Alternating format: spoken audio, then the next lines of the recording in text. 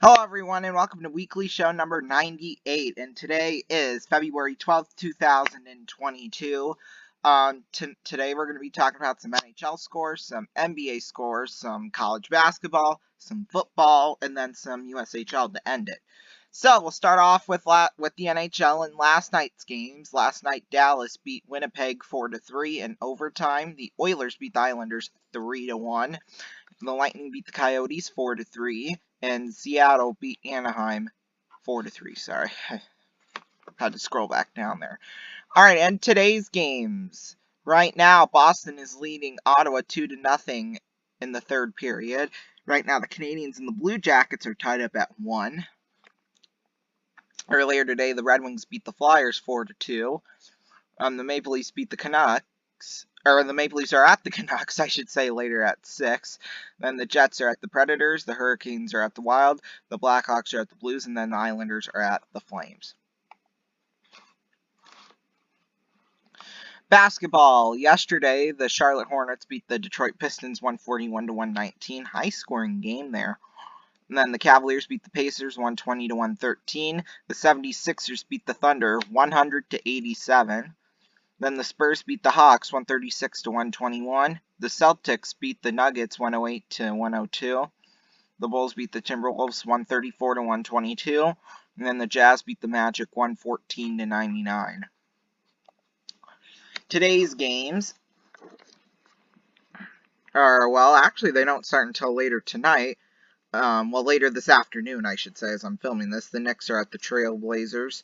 The Grizzlies are at the Hornets. The Kings are at the Wizards. The Spurs are at the Pelicans. The Cavaliers are at the 76ers. The Nuggets are at the Raptors.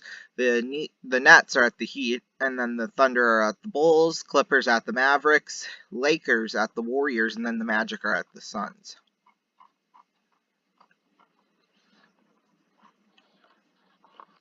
So we'll take a look at college basketball. My mouse is being weird for some reason. It's been weird all of yesterday and then part of today.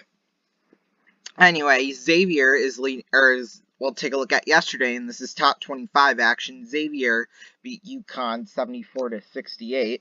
And then today's games, 23 seconds left to go in the final half. Kansas is leading Oklahoma 70-67.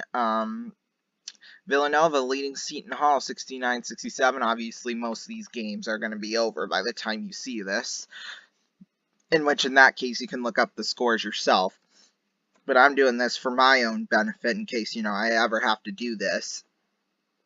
Rutgers is leading Wisconsin at the half 38-35. Auburn beat Texas A&M 75-58. Baylor beat Texas 80-63. Memphis is at Houston later today at 2:30, along with Indiana at Michigan State. And then later, the 3 o'clock games, we have Florida at Kentucky, TCU at Texas Tech, Murray State at Morehead State. And then at 3:30, we have Marquette at Butler. And then a little later on this afternoon, Duke is at Boston College. And then Arizona's at Washington. These games start at 5. Like I said, Arizona at Washington, then Ohio State at Michigan, and Vanderbilt at Tennessee. Then at 5:30, DePaul is at Providence. And then later tonight at 9 o'clock, St. Mary's is at Gonzaga, and then UCLA is at USC. So, NFL, excuse me, we're going to take a look at the Pro Bowl, and to be honest with you, I don't know. I just really didn't pay attention much to this game at all. I mean, we had it on, but I wasn't really interested in it at all. We could have been watching something else, but the AFC won 41-35. And then we'll take a look at some USHL games. Yesterday, Madison beat Muskegon 7-3. Sorry, I had to look at it again. And then Sioux Falls beating Des Moines 4-2. Lincoln, yes, we lost to we lost to Lincoln last night, which, oh my gosh, it was horrible play by the Muskies last night. They were red hot in the first, but things just went downhill from there. We'll get to that here in just a minute. Dubuque beat Waterloo 4-3. Tri-City beat Fargo 3-2, and then Youngstown beat Green Bay 3-1, and Cedar Rapids beat Chicago 4-3. Now, tonight's games, we have Waterloo at Sioux City right back here, which we'll also get to that here in a second. And then Des Moines at Sioux Falls got postponed. Again, they're having some more troubles with the ice up there in Sioux Falls. I mean, it's not an old arena at all. It just opened no more than 6-7 years ago. So, well, Sioux Falls actually won the championship in there.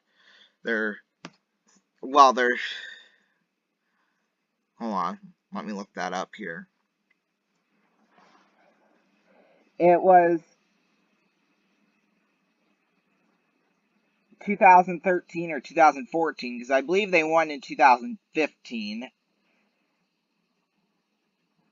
Okay, so it would have had to have been 15 because it opened in 2014. And then we have Tri-City at Fargo, Omaha at Lincoln, Madison at Muskegon, Cedar Rapids at Dubuque, and Youngstown is at Green Bay. So we'll review the game from last night, the Muskies and Stars.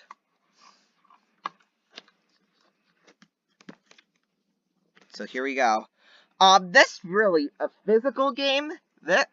As a physical game standpoint, this was a really physical game. I mean, between both these teams, I mean, you could see all those penalties that were racked up there. I mean, whew, it seemed like every stoppage of play there would always be something going on. But that's how hockey is. It's a physical sport, so yeah, I mean, that's expected to happen sometimes. I mean, it was that first period, though, where Sioux City was completely dominant. I mean, goals by Ben Duran and Ben Steves, both Bens. I mean, it looked like Sioux City had this in the bag. I mean, they were getting to Lincoln early, especially Caden and Burko, because, they scored 2 within the first half, so it looked like it was going to be a blowout from there, really.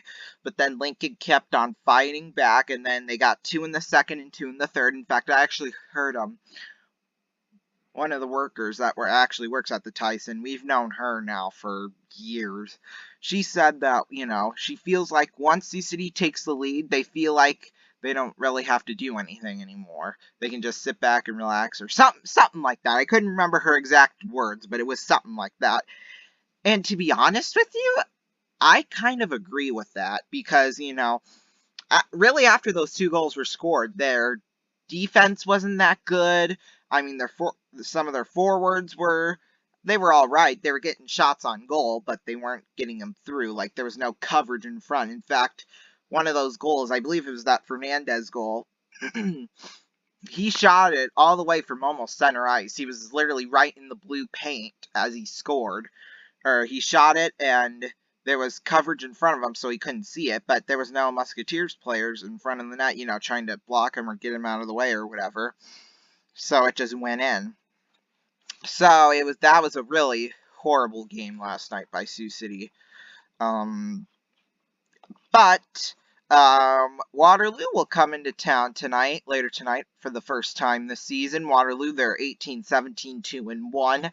That's 5th place in the standings. In fact, let's go to the standings right now. And this is kind of like a little pregame show because due to my mom's scheduling and work, we may not get there until a couple minutes after the game has started. So just so you know, I decided to kind of do a little one later. And then, if I do have time before the game starts, I'm only going to have probably 10, 15, 20 seconds to say something before the puck drops.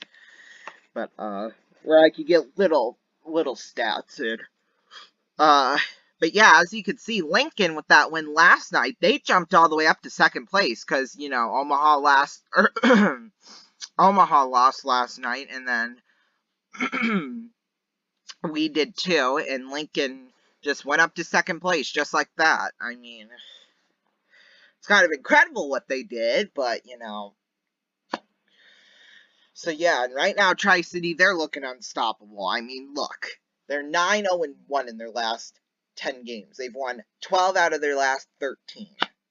I mean, come on now, people. usually the East Coast is the Eastern Conference have all the dominant teams. I mean, with Chicago, I mean, they're usually the first every year. I mean, they got great forwards, and they got great forwards, and yeah, like I said, and then they got great D, and then they got two good goalies up there as well. I mean, that squad is just fantastic, led by Jackson Blake and Adam Fantilli. They're doing all right up there.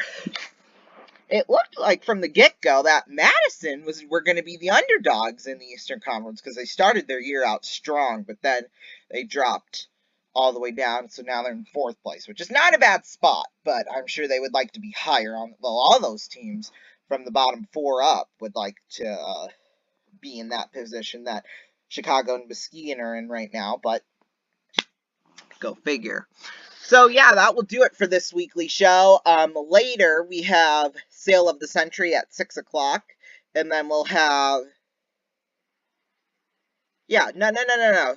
Sale of the Century's coming up next at 6:30, and then we have the game at 7 o'clock.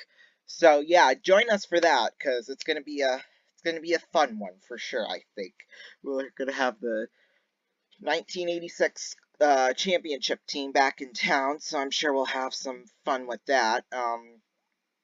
Other than that, I got nothing else to say except thank you all so much for watching, and we'll see you all next time. Peace.